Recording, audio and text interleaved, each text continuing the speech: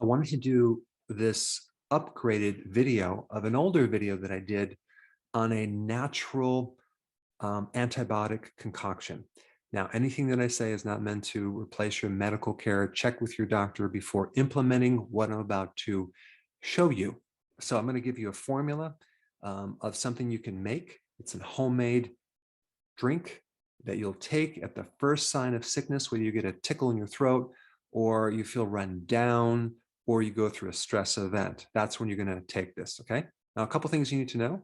When you take an antibiotic, realize that only kills bacteria. It doesn't kill viruses. It doesn't kill candida, fungus, things like that.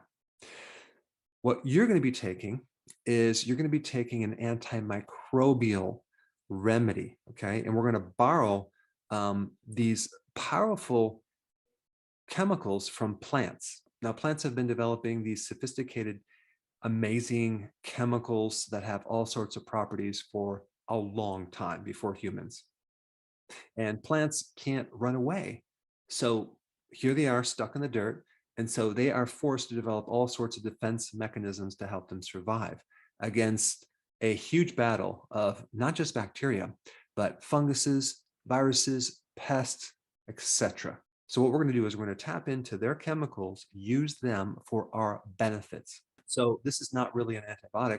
It's an antimicrobial. So it's antibacterial, antivirus, anti-parasite. And there's going to be a lot less side effects than an antibiotic, which creates antibiotic resistance.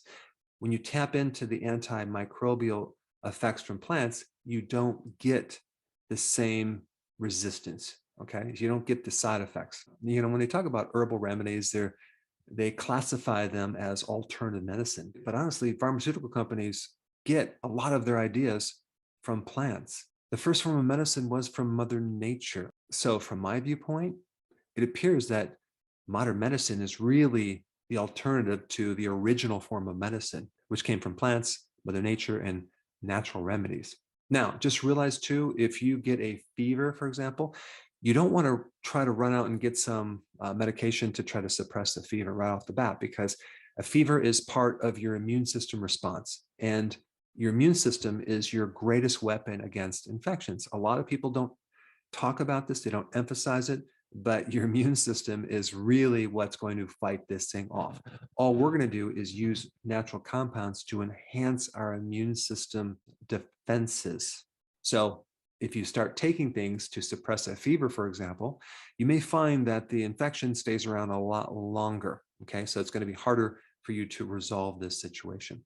Now, the next thing is the most important thing. So if you checked out, check back in right now. This is very, very, very important. Stress.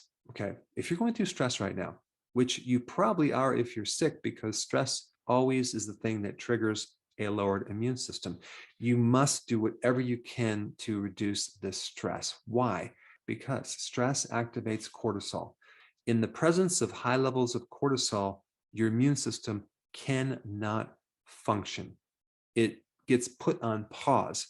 And that means that pathogens can very easily invade your body. So this whole thing with cortisol and stress must be resolved.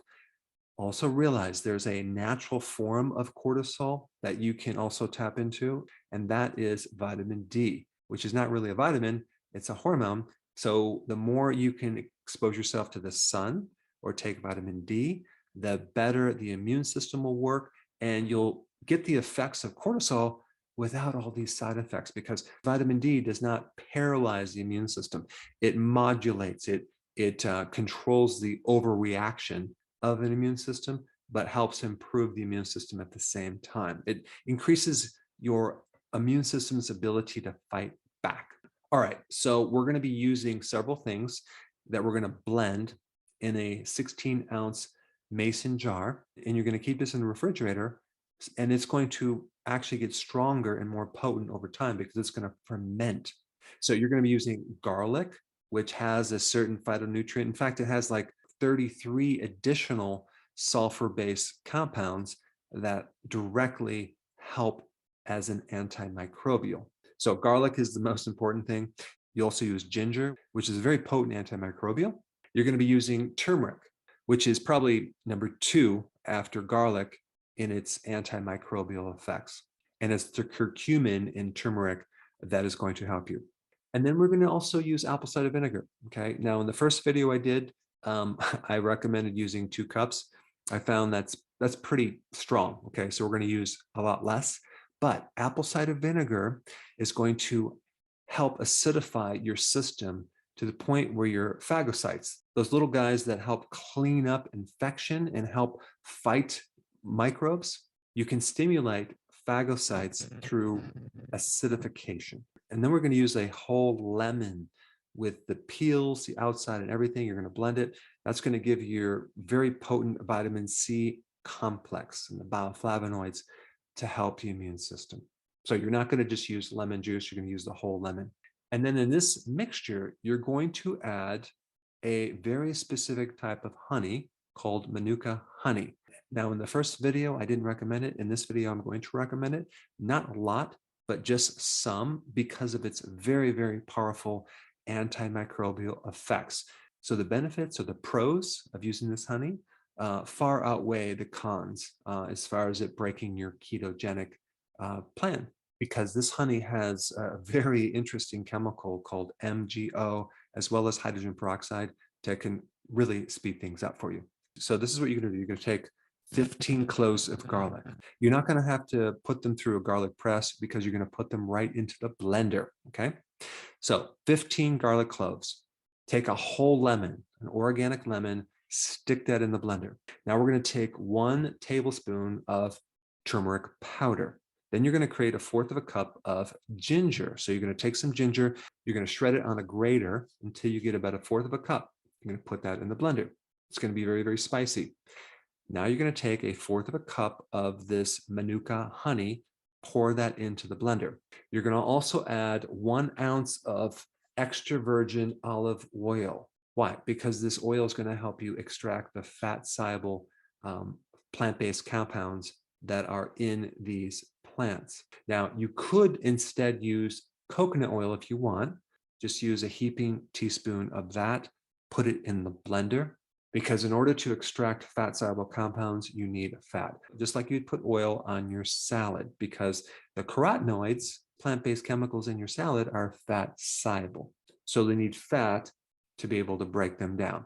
Okay, now we're going to add 3 ounces of apple cider vinegar, put that in the blender, and then add a cup of water. Now you're going to blend this for about 1 to 2 minutes. And then you're going to pour it into this 16-ounce mason jar. Okay. And then you're going to finish it off with some additional water until you're about 1/2 inch from the top. Okay. Now you're going to seal the jar completely tight and put it in the refrigerator. Now you could start using this immediately, but just realize that the longer it's in the fridge, the better it's going to work as far as the potency goes. And then at the first sign of a sickness, whether it's a tickle in the throat or you're feeling run down, you're tired, you're going to take a shot of this drink. Okay. And then you can also take an additional 4 shots spread out through the rest of the day. So there you have it, a natural antimicrobial drink. Now, the next most important video for you to watch would be on the immune system. Okay. So check out that one right here.